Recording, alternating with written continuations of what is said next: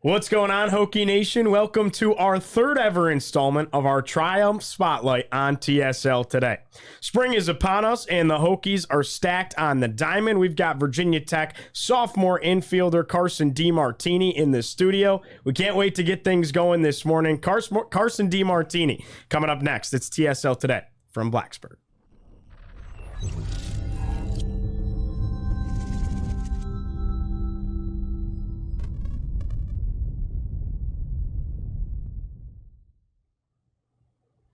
Thanks so much for joining us, however you may be listening or viewing. Today's show is brought to you by Triumph NIL. Triumph NIL was founded to create meaningful name, image, and likeness partnerships for student athletes. Triumph seeks to maximize individual and group earning potential and provide clarity to key stakeholders through creative activations. Their motto, recruit, retain, reward. Thanks so much once again to Triumph NIL. I'm Giovanni Heater, joined alongside our baseball insider on set today, Chris Hirons, and Virginia Tech sophomore infielder Carson DeMartini. Carson, thanks for being here, man. How you doing? Yeah, thanks for having me. Doing good. Absolutely. All right, Chris, exciting one for you. I know this is the first time we've had you on the set chatting. You're our baseball insider, so I'll kind of let you lead things off today. Yeah, man. Glad to be here. I think it's the third time I've been here. I did 2 shows back in the spring, but first time I got to chat with you on this set, so pretty exciting. So, Carson, why Virginia Tech? What was your recruitment process like? I know you committed pretty early in your high school career. Just walk us through that. Yeah, so I committed fairly early after my 9th grade season. Yeah. I mean, the biggest thing about Virginia Tech was I guess the whole athletic department. Whit Babcock, our AD, he is a baseball guy through and through. He played baseball in college. His dad was a baseball guy. So I mean, he's gonna do as much as he can to help the baseball program, like he would any other sport, but especially the baseball program. That was huge. And then Coach Sheff was second to none. Coach Sheff was everywhere he's gone, he has won, and he's won it at big levels. At Maryland, he took them from a subpar team to a super regional team. He did it at Marist. I think maybe it was either Western Kentucky, Eastern, something like that, somewhere over there in Kentucky.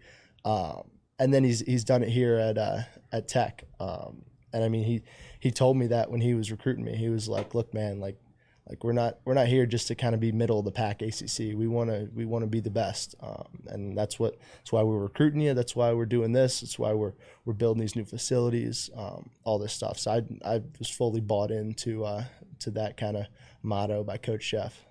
Just this morning, it was announced around 9:30 a.m. that you guys are projected to host a regional here in Blacksburg. Again, that would be the second year in a row. How's that make you feel this morning? Oh, it's great. I mean, it's nice now to kind of get some recognition for sure. I know Tech baseball kind of in the past hasn't been as popular as maybe some other teams or other sports here at Tech, but it's nice to get some recognition. But I mean, at the end of the day, it's a preseason ranking. So I mean, Coach Sheff, he loves to talk about how, like, you know, man, it's just a number by your name. There's no kind of rhyme or reason that, like, why I should go out there and play a little bit different. I mean, you just go out there and just kind of play our game, and good stuff should happen. Yeah, so going back to last year, I mean, obviously there wasn't a ton of preseason recognition. You guys kind of came out of nowhere, and you were a large part of that. You know, can you talk about how you adjusted to the college game, especially from where you were the previous summer, and then to where you hit a home run on the second pitch you saw? Yeah, yeah. So I played in a pretty highly touted summer ball league going into my freshman year. Not a lot of guys get the opportunity to do that, but Coach Sheff and Coach Elvin set me up with the Peninsula Pilots, and I played out there, and I got my butt kicked. It was a wake up call to college baseball. I was not prepared. I don't know, maybe just because it was my senior year of high school, and I was kind of half in, half out, or whatever. But I had to learn a few things, and then when I got here at Tech, the transition helped me so much, just because I guess for the past 2 months I've been playing college baseball without actually playing college baseball. So that was kind of an easier transition than most guys had. And then the fact that, like, the guys last year around me, Gavin, Biddy, Tanner, Kate, all those guys, I mean, they made it super easy for me to kind of do my thing and kind of just let me go, because I guess more of the spotlight was on them. So I just kind of got to fly underneath the radar, and they kind of led the way, which is nice. In a lot of different ways, in a lot of different moments last season, kind of felt like a movie, right? It was like this storybook season. What moments, if any, in particular, had a deep impact on you? I mean, winning the ACC was really neat. Obviously, my first ever college baseball game, I'll never forget that. I did well, but we whooped butt too. So I mean, that was kind of the icing on the cake of all this work I've put in over my career.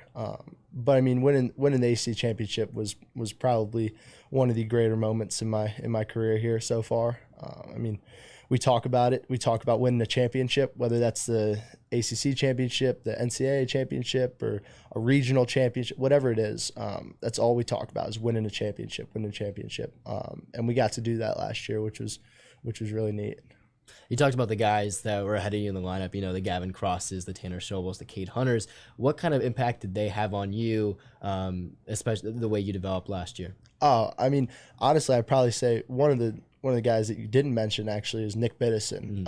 I mean, Nick Biddison kind of took me under his wing. We didn't really play the same position, two totally different players, but I mean, from a personality perspective, I mean, Biddy kind of showed me the ropes. He showed me around campus. He showed me kind of how to carry myself, and he didn't actually show me this just from me watching him and figuring out how he kind of led the team.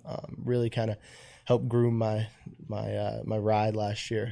And then obviously you got Tanner and Cade and Gavin, all great baseball players. So I just got to sit down and watch them work, watch how they kind of took their pregame reps or whatever, kind of just how they went about their business, real professionally. That was really, really nice to have. It felt like you guys were never out of a game last year. Even when trailing, it was all right, they're going to go on some run. They're going to have this 8-run inning. There was never any worry or stress. Would you agree with that? And, kind of what goes into that being such an offensive powerhouse a year ago? I totally agree with that. Well, I mean, that's college baseball for you. And no lead's too safe. I mean, at any point, any team can flip it, but especially with the firepower we had last year. I mean, we could run, hit, throw, we could play defense, we could pitch. I mean, we could do all aspects of the game at an elite level, which is why I don't think we ever got down. Even we started off, I think 0-5 or no 0-4 in the ACC. But I mean, that just shows that, I mean, it doesn't really matter if you win or lose. I mean, it's just kind of, if you keep going on, you got the right people, you're going to end up winning. But I mean, that was just the firepower of offense was amazing. Yeah, I mean, you mentioned, you guys were never out of it. I remember the Villanova game, the Sunday game where you walked it off.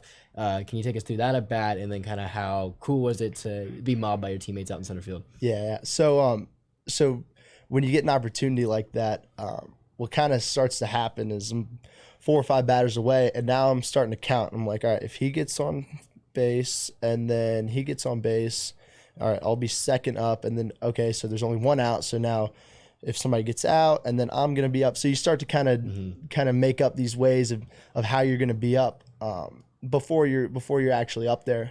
So you're kind of manifesting it before it actually happens. And then, I mean, when it happens, it's no different than any other AB I've ever taken.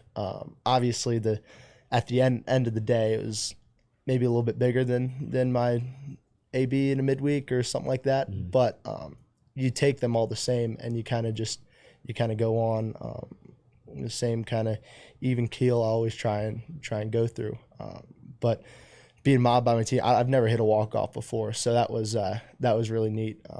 I had no idea what to do. I didn't know if I'd let them come and just tackle me or if I'd run away from them, so I just kind of did a little bit of both. Did you know the ball was going to land before it went over the wall to the ground double? Did you know it was going to land?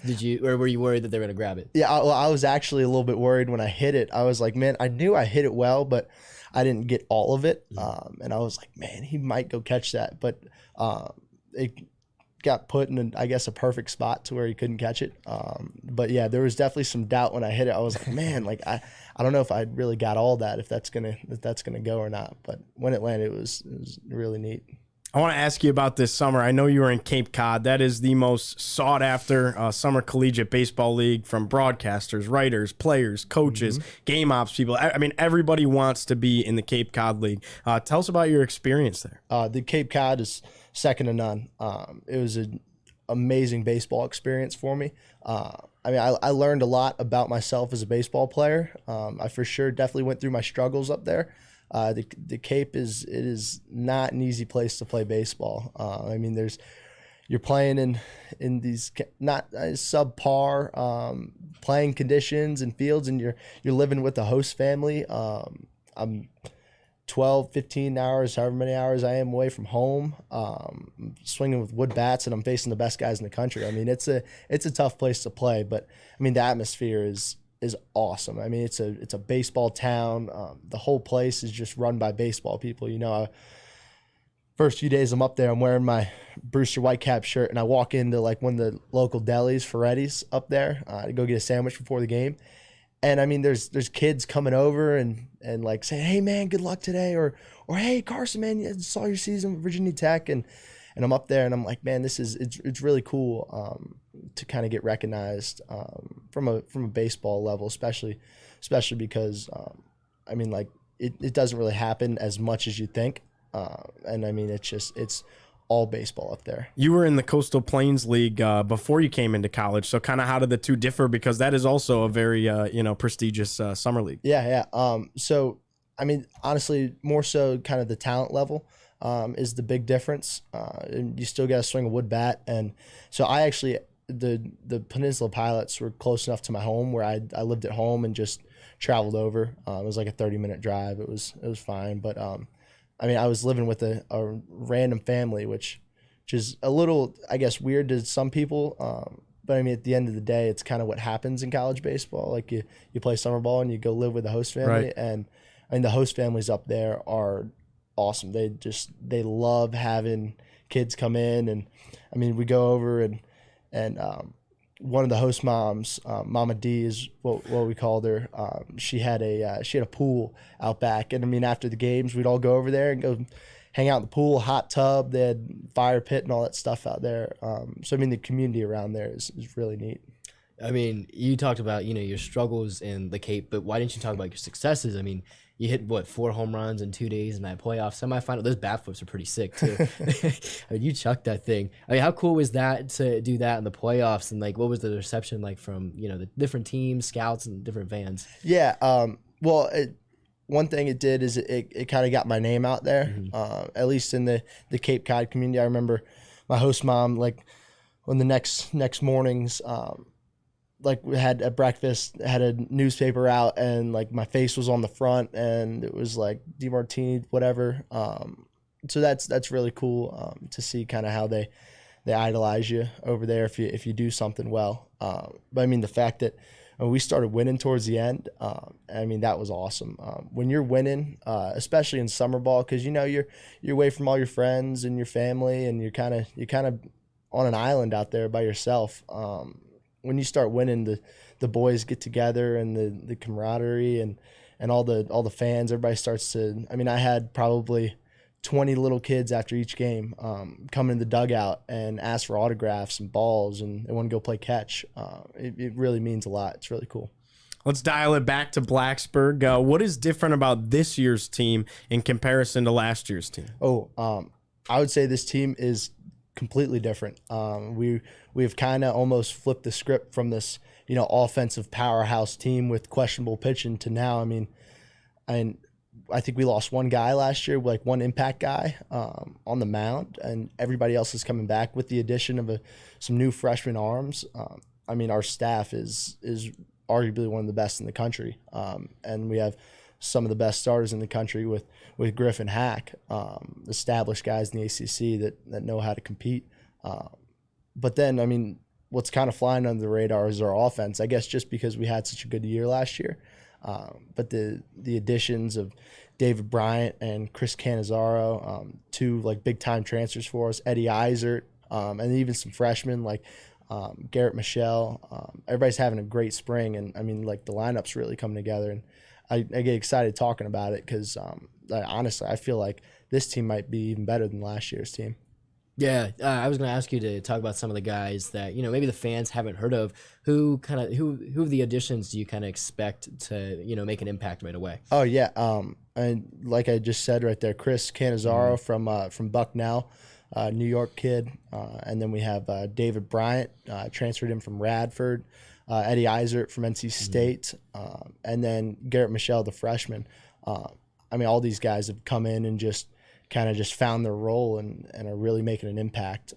So obviously we gotta see what the season holds for us and see how everybody goes, because the ACC is a little bit different of a monster than what a lot of these guys have seen in the past. But I'm really excited for the addition of those guys. Yeah. And then what about the arms that are some of the new arms that have come in? Which ones are the toughest to hit if you face any of them? Yeah, I've faced. I think I pretty much faced everybody on our staff. Obviously you can talk about Griff and Hack, just because everybody knows, and even Kieran Higgins, Jonah Herney, Henry Weicker, all those guys coming out of the pen. Just really good arms, tough to hit. But we got kid Tony Arguelles from Miami came in. Looks like he's probably going to be our Sunday guy this year, and that's one thing that we were kind of missing last year was a true Sunday starter. And he's come in and kind of found that role, and it's really neat to see kind of how he's kind of getting along with Griff and Hack, and how they're kind of showing him the ropes, even though he's pitching the ACC. Being a starter is a little different. But Tony is hopefully Tony's gonna be one of our dudes out there this year. Excited. As a team, how do you guys respond to, this morning it comes out you guys are projected to host a regional, and last year was such a raging success. Is there an added sense of pressure with all these expectations, or you're like, nah, we're just going to go out there and play our game? I guess kind of maybe there is like a little, like subconsciously there's maybe a little bit of added pressure, but nobody talks about it. We show up in the locker room and we do our thing. There's really nothing different that goes along with if we're ranked 100th or if we're ranked first. Right. There's really nothing different. The boys just kind of keep rolling, put our head down, and just get to work. And then moving to you personally, what are kind of some of your goals you hope to achieve this season? Yeah, obviously, like the biggest thing is I want to go to Omaha this year. We were so close last year. We were right there. You could taste it, and that didn't end up happening. But we got another shot at it this year. That's a huge thing. And then personally, kind of following the footsteps of Gavin and Jack and Drew. Hopefully, I can get a shot to go play for Team USA this summer. So that's a big personal goal. But that's an end goal, and if I do everything that I'm supposed to do and do it right, then hopefully that should work out. So it's kind of more so about kind of taking each day one step at a time, not so much looking forward. It's kind of like, hey, like I got to get on this team or do this. What series on this year's schedule are you maybe most looking forward to? The UVA series. Nice. I think it's March 30th, April 1st, somewhere around there. That is, it's just, I grew up a Virginia Tech sports fan, especially baseball fan, just because I'm a baseball guy. But that hatred towards UVA kind of rolls deep through my family. My sister goes to Virginia, so there's always some family in-house rivalry going on there. I got a bunch of buddies from high school that go to UVA, so they're always talking crap before the series. But it's just any sport Virginia Tech plays Virginia in is electric, and this one should be. Virginia's very good this year. Yeah, they got a lot of guys. They got a lot of dudes coming back.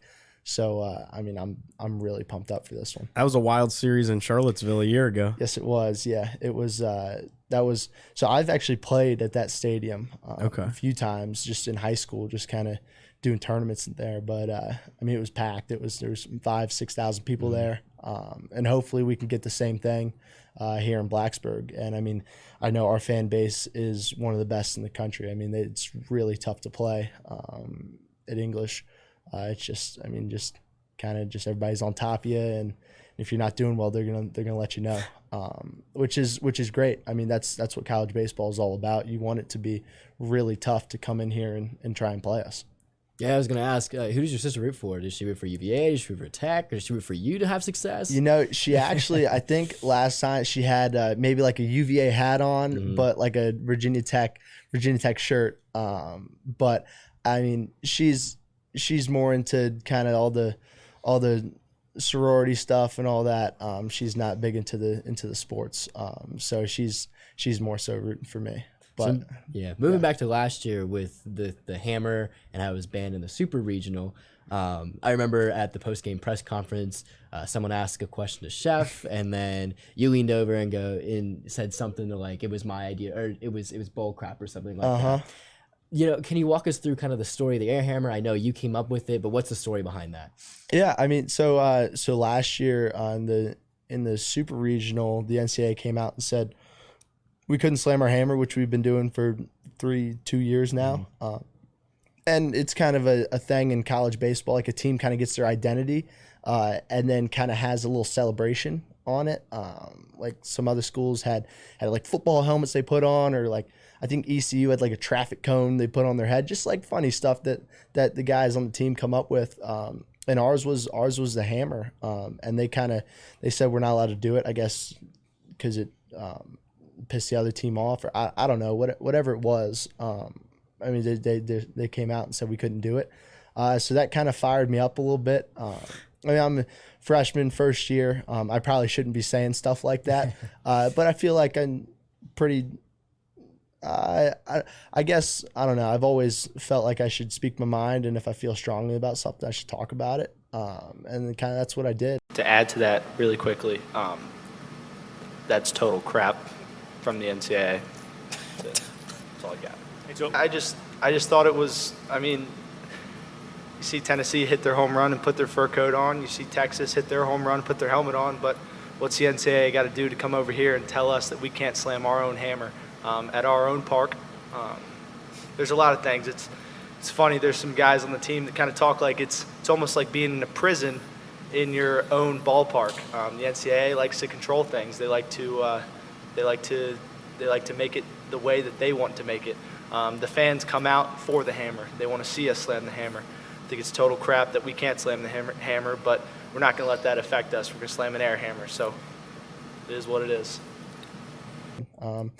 Coach Chef, I didn't get in trouble or anything like that. That was my follow-up question. It kind of mic dropped there. Yeah, I know. I know the guys in the background, like when we're set up, they have all the reporters and then like a bunch of big cameras set up, and the guys behind that are our media people, and they're in the back like, hey, like, no, like don't stop saying that. You're going to get us in trouble. But no trouble came out of it.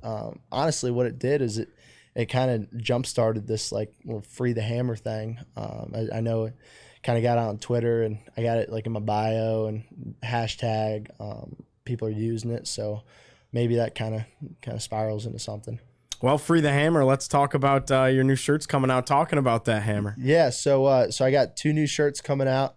One of them is kind of like my own personalized shirt. It's gonna have DeMartini on it, and like me on the back. But then the one that I really like, so Kevin Jones through Triumph, he came up with these shirts, and I was texting him. I was like, man, we need to get something in the works, and not 30 seconds later, he sent me all these shirts that they've been working on. And I was like, man, that's awesome. Freaking love it. It's going to say free the hammer on the front and then picture me slamming on the back. And I mean, what I really wanted was a shirt somebody could just like wear to class, or just say, hey, or wear to a basketball game or a football game. Something that says I'm a Virginia Tech Hokie fan. I like the athletics. And then kind of on the back is I don't want it to just like be just like all about me. I want it to be more so about like kind of the cause and the purpose behind the hammer, and kind of like what Virginia Tech baseball like stands for. Yeah, I was gonna ask, how cool is it to see someone wearing your last name on their back, or a Virginia Tech baseball shirt? Yeah, it's really cool. I mean, obviously, you grow up wanting to play in the big leagues, mm-hmm. and everybody in the big leagues has their name and number on the back of their jersey. I mean, I'd probably have 1,000 David Wright T-shirts or jerseys. Been a huge fan my whole life. So I mean, for kids now to do that, and I've had some kids come up and, hey man, huge fan, love what you're doing out there, just stuff like that. It really means a lot that the whole fan section comes out. I know there was some little kids. I guess they had some T-shirts made actually that said "Free the Hammer." We were doing our ring ceremony, and there were some kids out there and some parents in those T-shirts and stuff, which was really cool. So how did this partnership with Triumph come about, and what has it been like so far for you? Yeah, so it was actually more so like kind of right place, right time for me. When we started going, it was kind of towards the end of the year.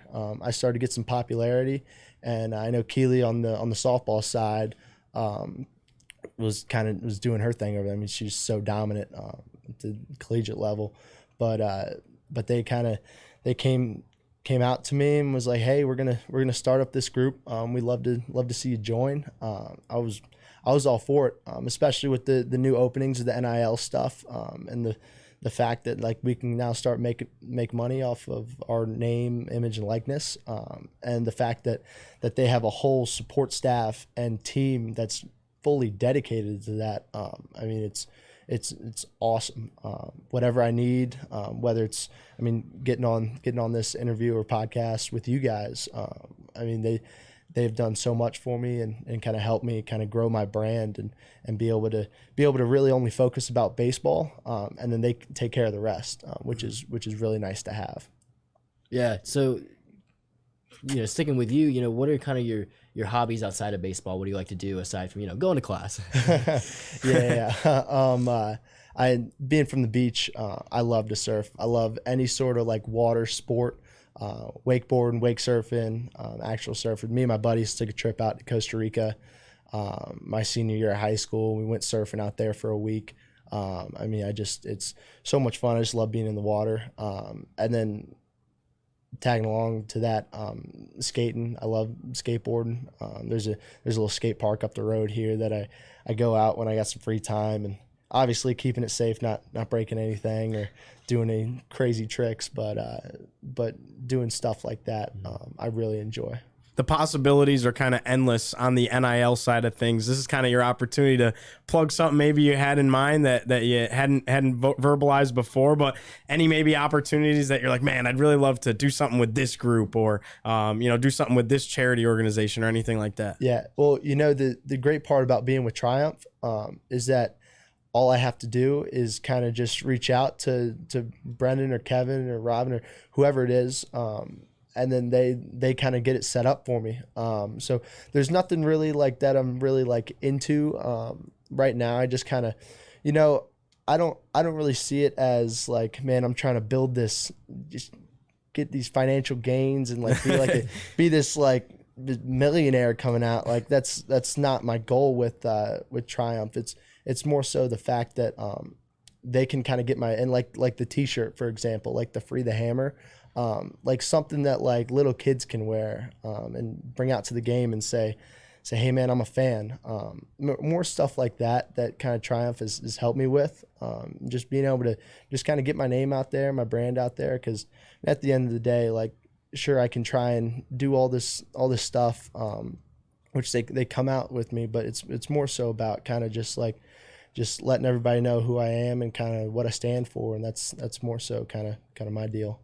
This has been awesome, Carson. Anything you want Hokie Nation to know about you that we didn't ask you already or about this upcoming season? It's kind of tie a knot in the end of it. Yeah. I mean, it's more so just come out to as many games as possible.